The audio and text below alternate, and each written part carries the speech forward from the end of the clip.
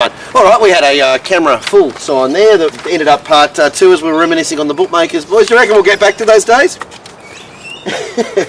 Weren't they heady days, Glenn? Like that was when G. Pollock was first making his mark in the ring. You would have 85, 86. That's, you know, you were working, but you were clerking, but you were punting as well. Yeah. And there was, you know, and the aeroplanes were happening thick and fast, particularly in the middle of winter when all those Rosehill Wednesdays and S. Collar and Dr. Nick. Great days. So Andrew Katsaris was also in the ring those days. Andrew Katsaris gets a big run on inside. He was there Saturday. He was there Saturday. Was he? Yeah, nice to see him look well. Yeah. He's Barry Cassidy's main man. Who's Barry Cassidy? Jealous? Yeah. Well, Barry Cassidy's lifted Andrew Katsaris' prominence because Barry Cassidy on Insiders has said, here's Andrew Katsaris, who's the polars. He's like the Polster's polar. Oh, is he? Okay. Because Andrew has got an organisation that basically analyses opinion polls. Yeah. He does a good job. Oh, so he looks at the opinion polls and breaks down the opinion polls to say, well, the Galaxy... He analyses the opinion polls. The Galaxy one's better than the News Limited one or whatever it is. Oh, he rates them, analyses them, reads them. Yeah, reads them. Okay. Yeah. Okay, fantastic. So who were the big players? Who are we talking there? I mean, who were the big runners? Who was Kingsley? Well, Dominic was one of the big punters. Yeah. Dom was a big punter. Yeah. Ray Hopkins was a big punter. Ray Hopkins, yeah. The Bash Gang. Yeah. The Bash Gang. Yeah. Justin Anico was a big punter. Oh, Jackie Sparrow would have been big then, obviously. Kind of. Not Chipper. Yeah, he wasn't Chipper. No, the other bloke, Carlo De Rosa. Carlo De Rosa, not that early. No? Not that early? No. Carlo was still making cast. Yeah. Yeah, anyway. So they were heady days. Beautiful. All right. I never told you guys a story, which I'll just... Glenn story time. It's about we love this. It's about 83 or 84. There was a bloke who I saw at the races one day, and he was in front of me in the queue, and he had like grey flick through his beard and brown skin and wrinkled, and he was about 55 to 58 or something, had his hair sort of thing, and he sort of had these sort of pants on shoes, and he was collecting about 4,000 in front of me, and I was collecting like $200 or something. And he turned around to me and I said, "Oh, that, well done," which I would never say now. You don't say that, but I was very green and very Aaron-ish, wet behind the ears. And he said it's cauliflower feet or something like that. And he walked off, and I never saw him again at the races ever. And I remember at the time, back then, that it might have been me. Oh, that will be you now. Yeah. You will mean about a few more years. Yeah. Wow. Yeah. It was like a ghost of me in the future. You go, I'm trying to make a comment. He goes, "Mate, this is just fucking shit." And that's what I would say. Yeah, that's right. Exactly. And I'm tipping it was me. Wow. Yeah. I never told anyone this. I thought you were going to say that was the ghost. It was sort of like because then when I was future. really, really rich, I remember thinking, that bloke wasn't me. And now I get close to about the year he is. Yeah. Now you become that. It was me. Okay. Right. There I was. So he was probably 55 and off he went. And he looked a bit fly blown, a bit mad, had a bit of money in his pocket, fucking bit of dash, but old, doesn't really got any dash left, but still thought he had some. And it was fucking me. Actually, just getting back to that, I just saw the clipping at the bottom of this thing. Ray Hopkins, who worked at 11 meetings, averaged, I think it's 140,000. It's just clipped off. Yeah. So he was averaging 140,000 a meeting, Ray Hopkins. So he would have been in the top. Writing nothing down. Top 5 and 6. Yeah. One way, Ray. What a nice. Ray said, we never ever balance. Yeah. Nothing could get written down. No, there it is. Oh, I used 5,000 Wally. trotting Tony and yet Ray would, got me about the pies and peas for the $3. I told you that story, didn't I? I didn't realise it was Ray. It was Ray. What was it? What was the pies and peas? But so Horry wrote about that in his column. Oh, did he? Yeah, about the prices being different on the... Did he mention my name with the pies and peas? No. Well, Ray... do I have to tell another story? Jesus I'm Christ. sick of my stories. Why don't you smoke, Glenn? I'm at the races, and I was at that period, when you're punting, we all know it out there, there comes a point you go, right, now I'm going to increase my betting to this level. And getting to the next level is a pretty big jump. And I went from 200, I used to back him with $200, to a monkey, and then I decided to back him with 1,000. And I got through, obviously, so betting to win 1,000. So it's 10 to 1, I could have 1,000 to 100. And I like to back 3 or 4 horses, and I was like, I was wet. Anyway, this thing was 25s every board. It was 25s every board. And back in those days, you get 25 to 1 because there wasn't decimals. The next roll Just was 30s, sorry. 30s, see, even you've got it. $31, yeah. 30s. 30. And then 33s. And I'm going, hopefully I'll get 33s this because I've got to have 1,000 to 40, and if I can have 1,000 to 30, I'll save $10. Yeah. And all of a sudden, and like I said, I was wet. Ray Hopkins reached for it. I go, go on. He went 25s to 30s. And I went, 30s? Yeah. I went, oh, that's probably the same as 33. That's what I'm thinking. So he's going 20,000 or 6,000 and fucking 80,000 or 10,000. There's little me trying to have 1,000 to 30. And I go, number 9 to Mr. Hopkins, 1,000 to 30. And he goes, number 9's it. And he looks at the prices and he stopped right in the ticket and he looked at me. He said, son, I'm not here to buy you pie and peas. That's what he said to me. That's a great story of all time. There's a message because the bet should have been 1,000 to 33, so I was asking for 1,000 to 30, trying to save $3. But I was just green. The bet was 930, and I just didn't know. Yeah. But I just stood there and I was embarrassed, and I didn't know what to do, so I just sort of backed away from it and tried to. I thought, oh yeah, 30, 1,000 to 33. But I'm not here to buy you pies and peas. And we wanted to be quite great friends and massive bets. Have you seen Ray lately? I haven't seen him a few years ago. Ages. And massive bets between each other over the years. And but the first bet I ever had was to win 1,000 at the 30s and him to stop and not write the bet. And I look back on that story with just such joy. Yeah. He wouldn't remember it. I was a little kid, and he was, trying to tell me to piss off. I hope everyone's enjoying the show because I'm enjoying these stories, Matt. So I'm enjoying it. So this was what I suppose I was going to the races there. That's about me being. That's what was great. That's when 11 Teen Queen, 11 and 12. Yeah, Teen Queen would remember. This is where I fell in love with it. This was. It was tickets everywhere. Yeah, Hey, tickets on the ground. There's a little Pakistani picks it up. I mean, like I'll even you even had the sports minister there, John Brown, betting up. Which was Bob Hawke would be there, like they'd be just there betting. Well, I'll retweet that again. There's a new Twitter account called Racing History. They have all this sort of stuff. Is that right? Running that? I don't know. Okay, perfect. It's fantastic. All right, getting on to part 3, but before we do, just rack the thing. Xenon gas. You see that? Yeah, we saw it. First on the Punters show. So Dallas broke the story. Yeah. That the next drug of choice you've got to look out for is xenon gas. I remember him driving. And was it a week later or 2 weeks later? A few days later, they just come, we're now, traders beware, we're now testing for xenon gas. We know you're using it, bang.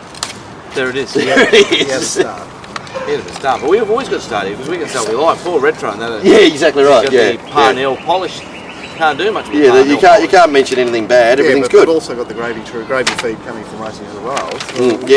You can't. 10 years from now, Parnell employ Craig Williams on one of the Racing Retro shows. Oh, thank you, Brendan. Thank you for the job, Brendan. Yeah. Oh, it's fantastic. Get some fair income people in racing, please. Beautiful. The week ahead, Gosford Tuesday, Warwick Farm Wednesday. We should. Canterbury's got to be back, doesn't it? Or are the overseas horses gone yet? What, they just get shipped out after the... they get shipped out. Ryan Moore got to Leopard Pole for 22 hours. Can't we get rid of the horses? Surely Adelaide. Adelaide. Hannah's goal's back. Oh, Hannah's goal's back. No, not really. Yeah, no, but the all-age... This is its race. Yeah. So Yeah. who knows? No, well, we'll be back at Canterbury at some stage. Hawkesbury for Brian Fletcher, the meeting before the standalone on the Thursday, and Randwick, Caulfield, Doomben, and hopefully we'll be back with Ascot if all's well with John McLeod's team. And can I just ask you, how are you finding Hawkesbury at the moment? I've been winning it. I've been liking it. I don't know why. Wow! Right, so all's together. So can I just check for the standalone meeting coming up Saturday week? Do I have to ring Brian and ask him for your brief back, or have you got your brief? They just let me in. I haven't got my brief back. They do let me in, so I am sweet there. it's Saturday fortnight, isn't it? We've got Anzac Day at Randwick. Oh, is it okay to be an extra week? Yeah, it's the first week in March. Yeah. What sort of meeting have we got on Saturday week? Randwick. Randwick? No, Rose Hill. It's Rose Hill. Oh, it's somewhere.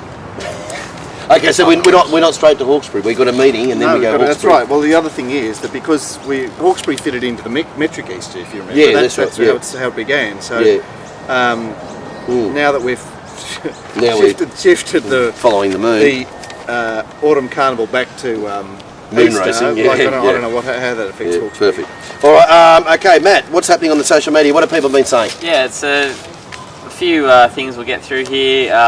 Like in regards to how the championships were to our viewers. Chris Martin from Coldplay has said, "Good concept, doesn't seem sustainable being dependent on government funding.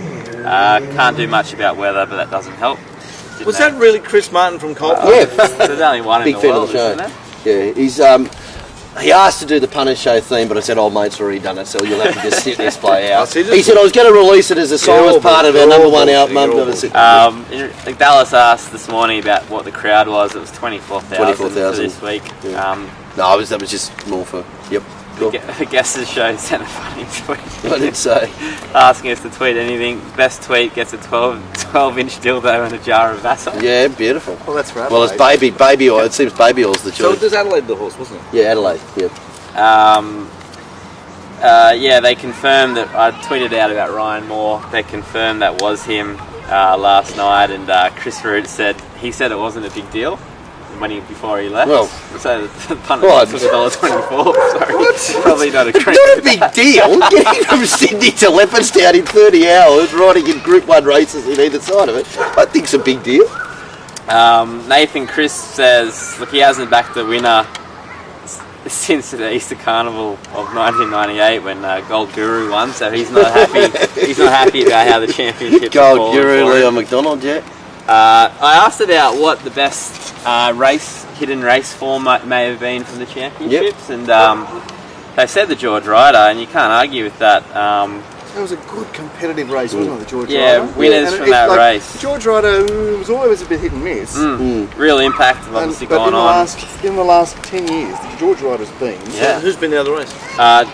Real Impact won it, but then ran a great race. Criterion ran that good third. Kermadec and Royal Descent. Royal Decent, yeah, there it is. Royal Decent. She loves the place. Yeah, doesn't she? What? She hasn't won since the Oaks, has she? No, she hasn't. It's amazing, isn't it? Yeah. She might never win another race. But then again, I mean, mind you, I did tell Dazzler Beeman that Ottoman had never won another race about 3 weeks ago. Didn't that make it a moral? Oh yeah, but God, if you run that race again, Ottoman found the right spot. Ottoman, Lake Geneva has been given no chance. Tennis player, yeah. And Joey's horse has been given no chance. So yeah, Joey. Well, Joey. Sempre Libera. Sempre Libera was the first horse. and second favourites given no hope. Yeah. So something's going to win. Anthony Hatzer says Monday was a much better meeting than Saturday. So there it is. Mixed. Almost. Yep. We got to do any horses to follow, anyone, whatever. Slaughter. I'll just horses to follow over the carnival. I'll be backing all the horses that finish 7th, 8th, 9th, 10th, and 11th in every race going forward. Yep. Throw it all out. Mixing all the form right up there. All right. What are you saying about that comment, Mark? Yeah, great idea. Slaughter of the quarter. No. It's time.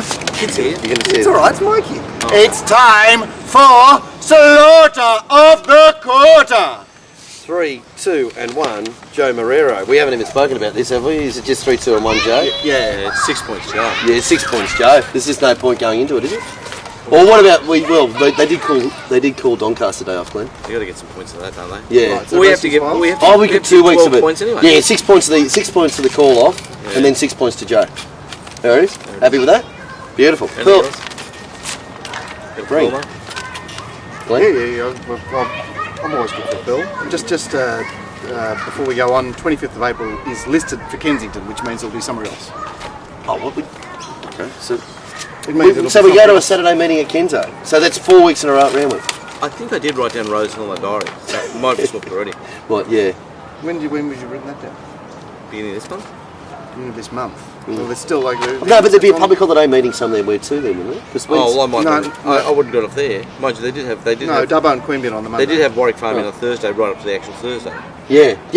Warwick Farm was still on last Thursday. Yeah, absolutely. Yeah, the meeting for Wednesday. It was going to be to the Thursday. Oh, right. That was on the Thursday morning. It was it was still. Yeah. Anyway, today's Pearl's inspired by our much missed M. Sheen, who I did speak about on the show and had a bit of correspondence subsequent to that show, which was last spring, where he alluded to the fact that Curo was a more effective horse on top of the ground, which we saw again on Saturday. And all I could think about when wheels were spinning behind Delectation, after sitting on Delectation, Delectation going zot and Curo going all I could think about was M. Sheen going, and Curo, a much better horse on top of the ground. And his call, And prior to that, Curo had won on sort of relatively deep tracks at Warwick Farm. Yeah. So it speaks to the fact, and we often talk about this, that everyone's desperate for a bit of quick track form, but it is frequently in company that you should be exactly overlooking. Yeah, the stats, the 1 out of 1 on the web doesn't exactly tell you the That's story. right. So, there were. I'm sure there's plenty of punters that backed Hero on Saturday thinking, well, he's okay in the ground. Yeah. And you've got to be wary of where that race is. I remember 20 years ago seeing a lot of 1 win in the ground horses being in the maidens, thinking, wow, isn't that interesting that their heavy track form is in a maiden. Yeah. Be wary. Beautiful. Boys. Thank you, M. Sheen. Thank you. Thank you. Well, that's been a pretty good show. Yeah, that's been Glenn. Thank you for a couple of those stories there. They've been, I've really enjoyed them, as I said. Matt? Well, that's right. Well, maybe we can slot a little tweet from. So Ray Hawkins didn't want to ever check the bag, but he couldn't buy me pies and peas. Yeah. Because it Rosalie used to sell pies and peas in those days, with the pie, the pea. Yeah. Probably about $2.50, $3. Yeah. Oh, no, they would have been cheaper than that in 85. With the peas. With the peas. I would have thought a pie in 85 is $1, isn't it? $1.80, I would have thought. Oh, you're saying $1. I think the beauty was the day they started selling the calamari in the tubs that they used the chips for, and they just charged the same price for chips, the same price for the calamari. Yeah. Remember when the hot ham rolls came into play at the races? That was almost like just going to a whole new level, wasn't it? It was. The hot ham rolls. The greatest ever catering on a race course is just not 20 years ago, when they used to have the local CWA or hospital ladies. Auxiliary. Auxiliary hospital ladies telling me about, 8 or 9 old 75-year-old ex-netball players, badges, and they'd make it lunch. Yeah. Didn't get any better than that. Yeah. Nothing like a hospital lady makes a good lunch, Bring back the hospital ladies. No, they're not allowed to. The health department is down upon them like a ton of bricks. No, that's right. No, you can't do You've that. got to keep everything refrigerated So we're allowed it's tasteless. to have the boat people from India to cook for us, but not the hospital ladies from Surrey Hills. No. They'll be doing something wrong for sure. There it is. Thank you, boys. Bye.